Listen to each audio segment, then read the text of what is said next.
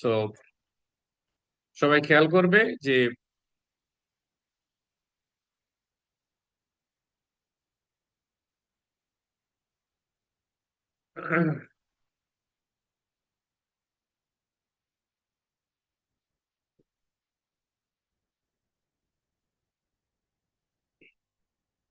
লক্ষ্য রাখ, এই যে টেরিটোরিয়াল সি বলো, এক্সক্লুসিভ এক্সক্লুসিভ ইকোনমিক জোন বলো, হাই সি বলো, কন্টিনেন্টাল শেলফ বলো, কন্টিনেন্টাল স্লোপ বলো, অর্থাৎ একটার বাংলা হচ্ছে মহীসোপান আর একটার বাংলা হচ্ছে মহীঢাল। সো পাশাপাশি আমরা জানি, যেমন আমরা জানি হচ্ছে যে আমাদের আয়তন হচ্ছে 1,47,570 বর্গ কিলোমিটার, তাই নয় কি? কথা বলো।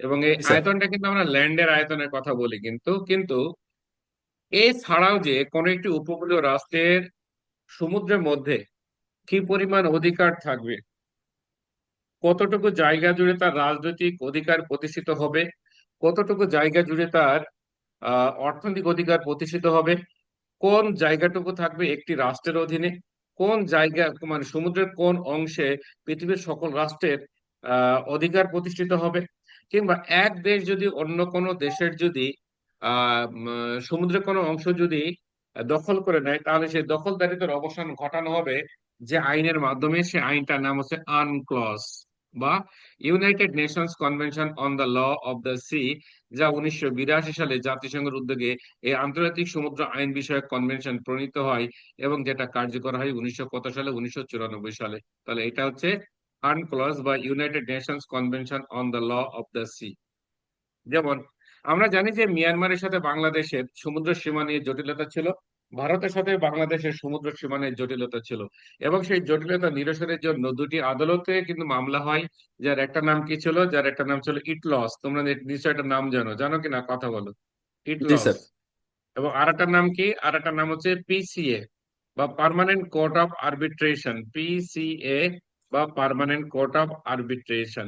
এই যে দুটি আদালত বাংলাদেশের সাথে ভারত ও মিয়ানমারের সমুদ্র সংক্রান্ত যে জটিলতা, এই জটিলতা রায় দেয় যে আইনের মাধ্যমে, সে আইনটা কোনটা? কথা বলতো আনক্লস বা United Nations Convention on the Law of the C.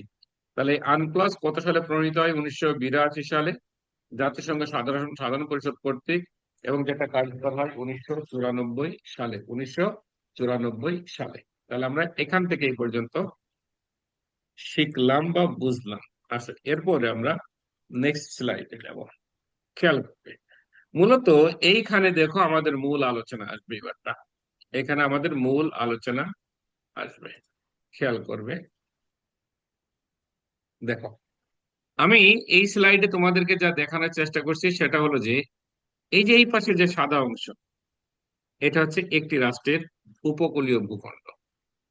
এই অংশটা হচ্ছে একটি রাষ্ট্রের উপকূলীয় ভূখণ্ড। এখন তুমি চিন্তা করো যে আমাদের উপকূলীয় ভূখণ্ড এই পর্যন্ত, এবং এই যে দাগটা, নীল দাগ দেখতে পাচ্ছ, এখান থেকে পানি শুরু,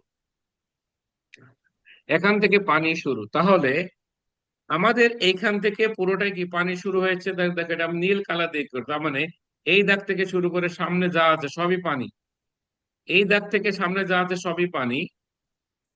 তাহলে এই পানির মধ্যে একটা রাষ্ট্রের কতটুকু অংশকে বলা হবে টেরিটোরিয়াল সি, কতটুকু অংশকে বলা হবে এক্সক্লুসিভ ইকোনমিক জোন, হ্যাঁ, বা এক্সিটা অর্থনৈতিক অঞ্চল বা অর্থনৈতিক সমুদ্র সীমা, এরপরে কতটুকু অংশকে বলা হবে হাই সি, এসবই এখানে বর্ণিত হয়েছে। খেয়াল করবে। তাহলে তুমি একটা জিনিস খেয়াল করো তো, যে এইটা যদি আমার উপকূলীয় ভূখণ্ড হয় আর এখান থেকে যদি পানি স্টার্ট হয়, তাহলে অবশ্যই আমার উপকূলে জোয়ার ভাটা আছে কিনা? কথা বলো। জি স্যার। জোয়ার ভাটা আছে। তাহলে ধরে নাও জোয়ার যখন চলে তখন পানিটা এই পয়েন্টে চলে আসে, আর জোয়ার যখন শেষ হয়, দ্যাট মিন যখন ভাটা শুরু হয় তখন পানিটা এই পর্যন্ত চলে আসে। সমুদ্র সৈকতে গেলে আমরা তাই দেখতে পাই কিনা? জি যখন স্যার। জোয়ার শুরু হয় তখন পানি উপরে উঠতে উঠতে ধরে নেয় সর্বোচ্চ সীমা পর্যন্ত আসে। এরপর যখন ভাটা শুরু হয় তখন পানি নামতে নামতে এই পর্যন্ত আসে, এই পর্যন্ত আসে। লক্ষ্য রাখবে, ভাটা যখন শুরু হয় তখন পানি যে পয়েন্টটাতে থাকে ওই পয়েন্টকে বলে বেস লাইন। তার মানে এই পয়েন্টটার নাম কি? কথা বলো তো। Base line sir. যার বাংলা কি? ভিত্তি রেখা। বাংলা কি? বাংলা ভিত্তি হচ্ছে রেখা। ভিত্তি রেখা, বেস লাইন বা ভিত্তি রেখা। সমুদ্রের মধ্যে যাবতীয় পরিমাপ হয় এখান থেকে না এখান থেকে, অর্থাৎ এখান থেকেই সামনে হয়। সমুদ্রের মধ্যে যাবতীয় পরিমাপ হয় কোথা থেকে? ভিত্তি রেখা থেকে, ভিত্তি রেখা থেকে। এখন খেয়াল করো, এটা যদি হয় বেজ লাইন আর এটা যদি হয় উপকূলীয় ভূখণ্ড, তাহলে এখানেও কিন্তু পানি আছে। বাট এই পানিটা কি ফিক্সড নাকি ওঠানামা করে? স্যার ওঠানামা করে স্যার, জল এই বাটার পানিটার সময়। নাম হচ্ছে ইনল্যান্ড ওয়াটার বা ইন্টারনাল ওয়াটার বা অভ্যন্তরীণ জলরাশি বলে। এই পানির নাম কি? ইনল্যান্ড ওয়াটার বা ইন্টারনাল ওয়াটার, যার বাংলা কি? অভ্যন্তরীণ জলরাশি। তাহলে এটা হচ্ছে অভ্যন্তরীণ জলরাশি। খেয়াল করো, তাহলে এটা ভিত্তি রেখা। এই ভিত্তি রেখা থেকে পরবর্তী যে 12 নটিক্যাল মাইল যে পানি, এই পানির নাম হচ্ছে রাজনৈতিক সমুদ্র সীমা বা টেরিটোরিয়াল সি বা আঞ্চলিক সমুদ্র সীমা। তাহলে আমরা নিশ্চয়ই প্রিলিমিনারিতে পড়ে এসেছিলাম, কি পড়ে এসেছিলাম? আমরা পড়ে এসেছিলাম একটি উপকূলীয় রাষ্ট্রের উপকূলীয় ভিত্তি রেখা থেকে সে দেশের রাজনৈতিক সমুদ্র সীমা কত nautical mile? 12 nautical mile. 12 nautical mile. তাহলে উপকূলীয় ভিত্তি রেখা থেকে এই 12 নটিক্যাল মাইল হচ্ছে আঞ্চলিক সমুদ্র বা টেরিটোরিয়াল সি বা রাজনৈতিক সমুদ্র সীমা। আর এই উপকূলীয় ভিত্তি রেখা থেকে পরবর্তী 200 নটিক্যাল মাইল যে পানি, এই পানিকে বলা হয় অর্থনৈতিক সমুদ্র সীমা বা এক্সেটে অর্থনৈতিক অঞ্চল বা এক্সক্লুসিভ ইকোনমিক জোন। খেয়াল করে, একটি উপকূলীয় রাষ্ট্র তার এই 12 নটিক্যাল মাইলের মধ্যে কি করতে পারবে? অস্ত্রের মজুদ গড়ে তুলতে পারবে, সামরিক মহড়া প্রদান করতে পারবে। এখানে সে কি করতে পারবে? সে কোন একটি সামরিক স্থাপনা গড়ে তুলতে পারবে। কত নটিক্যাল মাইলের মধ্যে? এই বারো 12 নটিক্যাল নটিক্যাল মাইলের মধ্যে স্যার। মাইলের মধ্যে। আর এই 200 নটিক্যাল মাইলের মধ্যে উপকূলীয় রাষ্ট্র কি করতে পারবে? মৎস্য শিকার করতে পারবে, স্বাধীনভাবে নিজ দেশের জাহাজ পরিচালনা করতে পারবে।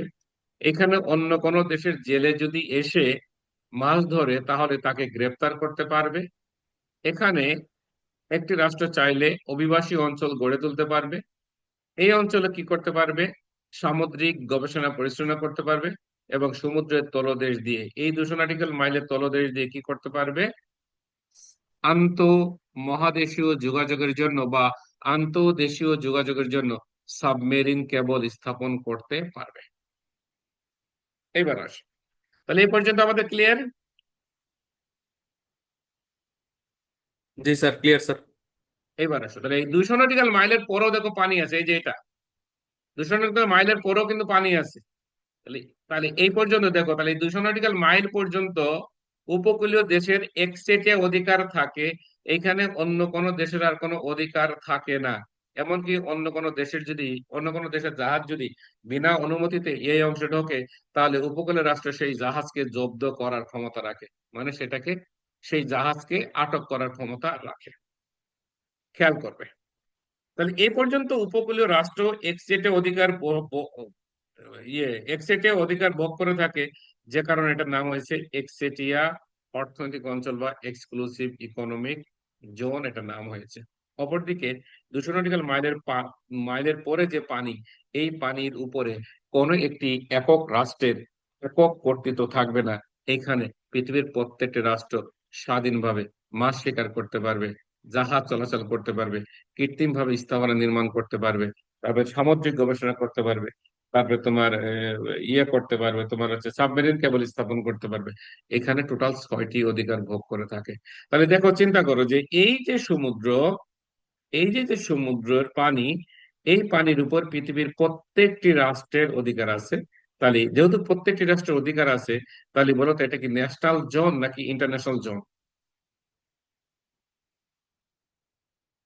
এটা কি ন্যাশনাল জোন নাকি international zone? International zone sir.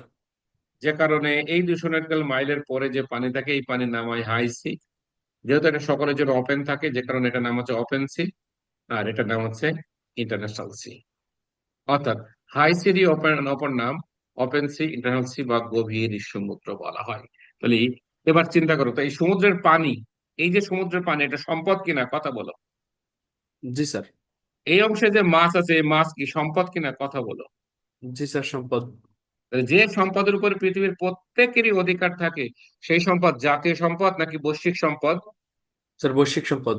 এই বৈশ্বিক সম্পদের ইংরেজি হচ্ছে গ্লোবাল কমন্স। 38 বিসিএস এসেছিল বৈশ্বিক সম্পদ বা গ্লোবাল কমন্স বলতে কি বুঝো? সূর্যের আলো বলো তো গ্লোবাল কমন্স কিনা? জি স্যার। আন্তর্জাতিক আকাশ সীমা, এটা এটা গ্লোবাল কমন্স কিনা? তাহলে গ্লোবাল ডেফিনেটলি স্যার। কমন্স হচ্ছে এমন একটি সম্পদ যে সম্পদের উপরে পৃথিবীর প্রত্যেকটি রাষ্ট্রের কি থাকবে? অধিকার থাকবে। পৃথিবীর প্রত্যেকটি রাষ্ট্র সেই সম্পদ ভোগ করার অধিকার রাখে। এমন সম্পদকে বলা হয় কি? Global Commons. এবার আসো, সমুদ্রের যে তলদেশ, সমুদ্রের যে তলদেশ, এই তলদেশের একটা অংশের নাম কি? মহীসোপান। আর একটা অংশের নাম কি? মহীঢাল। খেয়াল করবে, দেখো সমুদ্রে, তোমরা যখন সমুদ্রে নামো বা পুকুরে যখন গোসল করতে নামো, নামার সাথে সাথে কি তোমাদের গলা পর্যন্ত পানি হয়ে যায়, নাকি ক্রমান্বয়ে সামনে আগাইলে পানি হয়? কথা কথা বলো। জি স্যার, ক্রমান্বয়ে সামনে আগাইলে পানি বেশি হয়। পানি বেশি হয়। তার মানে কি গভীরতা কি একবারে সৃষ্টি হয়েছে নাকি ক্রমান্বয়ে সৃষ্টি হয়েছে? ক্রমান্বয়ে সৃষ্টি হয়েছে স্যার। তাহলে দেখো, আমরা যখন কক্সবাজার সমুদ্র সি বিচে যখন নামি, তখন কিন্তু দেখো ক্রমান্বয়ে এরকম গভীরতা সৃষ্টি হয়ে যায়। এবার পুকুরে নামতে নামতে দেখো, যখন গলা পর্যন্ত ভিজে যায়, তখন মনে হয় যে আর একটা পা দিলেই, আর একটু সামনে আগালেই আমরা কি হবে, এরকম একটা গর্তের মধ্যে পড়ে যাবো, এরকম একটা গভীরতার মধ্যে পড়ে যাব। খেয়াল করবে, সমুদ্রের তলদেশের গভীরতার ভিত্তিতে এই এইটাকে দুইটি ভাগে ভাগ করা হয়েছে, যার একটাকে বলে অগভীর তলদেশ আর একটাকে বলে গভীর তলদেশ। দেখো, অগভীর তলদেশ কোনটা হবে? যার গভীরতা হবে সর্বোচ্চ 200 মিটার। আর অগভীর তলদেশ কোনটাকে আর এটা হচ্ছে অগভীর তলদেশ, যার গভীরতা সর্বোচ্চ 200 মিটার, আর যার গভীরতা 200 মিটার প্লাস, 200 মিটার প্লাস, সেটাকে বলে গভীর তলদেশ। গভীর তলদেশ, গভীর তলদেশের অংশকে বলা হয় মহীডাল। আর অগভীর অংশকে বলা হয় কি? অগভীর অংশকে বলা হয় মহীসোপান। যার ইংরেজি কি? যার ইংরেজি হচ্ছে কন্টিনেন্টাল শেলফ। তো এই দেখো, এখান থেকে এই পর্যন্ত, এই পর্যন্ত দেখবে ক্রমান্বয়ে গভীরতা সৃষ্টি হয়েছে। একদম ক্রমান্বয়ে দেখো সামনের দিকে এসেছে, তো তো বাড়ছে গভীরতা। তাহলে এই অংশের নাম কি? এই অংশের নাম হচ্ছে মহীসোপান। আর এখান থেকে যে খাড়া নেমে গেছে, এরকম খাড়া নেমে গেছে, এটার নাম কি? মহীঢাল। মহীঢালের ইংরেজি কি? Continental slope. আর মহীসোপানের ইংরেজি কি? Continental shelf. এই কন্টিনেন্টাল শেলফ বা মহীসোপানের দৈর্ঘ্য হবে সর্বোচ্চ কত nautical mile? 350 nautical mile sir. 350 nautical mile. আর মহিডালের দৈর্ঘ্য বলতে কিছু নাই, যতটুকু থাকবে ততটুকু। খেয়াল করবে, তাহলে মহীসোপানের দৈর্ঘ্য হবে সর্বোচ্চ 350 নটিক্যাল মাইল। কিন্তু বাংলাদেশের মহীসোপান কত? তিনশো 354। চুয়ান্ন 54 নটিক্যাল নটিক্যাল মাইল। মাইল খেয়াল করবে, 1958 সালের মহীসোপান বিষয়ক কনভেনশনের 76-এর সাব-আর্টিকেল 1, 76-এর সাব-আর্টিকেল 1-এ যে কথা বলা হয়েছে, বলা হয়েছে সাধারণত 350 নটিক্যাল মাইলের পরে আর অগভীর তলদেশ থাকে না, গভীর তলদেশ, দ্যাট মিনস মহীঢাল শুরু হয়। তবে 350-এর পরেও যদি কোনো দেশের অগভীর সমুদ্র অঞ্চল থাকে, যতটুকু থাকবে ততটুকু 350-এর সাথে যোগ করে সে দেশের মহীসোপান হিসাব করা হবে। বাংলাদেশের ক্ষেত্রে দেখা গেছে 350 নটিক্যাল মাইলের পরেও আরো অতিরিক্ত 4 নটিক্যাল মাইল অগভীর অংশ পাওয়া গেছে। অগভীর অংশ পাওয়া গেছে, যে কারণে ওই যে মহীসোপান বিষয়ক কনভেনশনের 76-এর সাব-আর্টিকেল 1 অনুযায়ী 350-এর সাথে এই 4 যোগ করে বাংলাদেশের মহীসোপান কাউন্ট করা হয়েছে। কত nautical mile? 354 nautical mile sir. 354 nautical mile. Clear? তাহলে দেখো, এই মহীসোপান মানে সমুদ্র তলদেশ। সমুদ্রের তলদেশ নানা ধরনের প্রাকৃতিক সম্পদ থাকে কিনা? কথা বলো। জি স্যার। সমুদ্রের তলদেশে নানা ধরনের প্রাকৃতিক সম্পদ থাকে।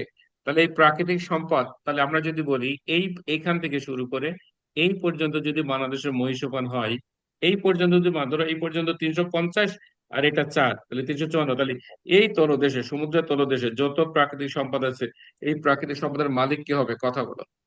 তো বাংলাদেশ। বাংলাদেশ। এখন ধরে নাও পৃথিবীর প্রত্যেকটা অঞ্চলে কিন্তু প্রাকৃতিক সম্পদ নাই। বঙ্গোপসাগরে প্রচুর পরিমাণে প্রাকৃতিক সম্পদ। আর এ কারণে বঙ্গোপসাগরীয় এলাকায় আধিপত্য বিস্তার করতে চাই কে? কথা বলো। আমেরিকা। ইউএস। আধিপত্য বিস্তার করতে চাই কে? বাংলাদেশ উপকূলীয় অঞ্চলে প্রচুর পরিমাণে এখন বিনিয়োগ করতে চাই কে? চীন এখন ইউএস স্যার। বিনিয়োগ করতে চাই। তাহলে এ কারণে দেখবে যে এই সমুদ্রের তলদেশে অপরিসীম সম্পদ থাকার কারণে অনেক রাষ্ট্রই দখল হয়ে যায়, অনেক রাষ্ট্রের অনেক অংশ দখল হয়ে যায় পরাশক্তিদের দ্বারা বাংলাদেশেরও এই বঙ্গোপসাগরের এলাকায় যত নজর রয়েছে তার মধ্যে অন্যতম কারণই হচ্ছে প্রাকৃতিক সম্পদে পরিপূর্ণ হচ্ছে বঙ্গোপসাগর। আর এই বঙ্গোপসাগরকে বলা হয় রত্নাগার বলা হয়, প্রচুর পরিমাণে সম্পদ রয়েছে। আমার কথা কি বুঝতে পারছো তোমরা? জি স্যার। জি। আজকে আমি এ পর্যন্ত রাখবো, কারণ আমাকে যেতে হবে। হ্যাঁ, আমি এই জি স্যার। কয়েকটা টপিক পড়াচ্ছি তোমার, এই যে গ্লোবাল কমন্স পর্যন্ত পড়াইলাম, এরপরে আমরা sea power theory, heartland theory, rimland theory আর টেরোরিজম, এটা পড়ে আমরা এই অধ্যায় শেষ করব। সেটা 25 তারিখ বা 26 তারিখে। সে পর্যন্ত সকলে ভালো থাকবে। ক্লিয়ার? জি স্যার। আসসালামু আলাইকুম স্যার।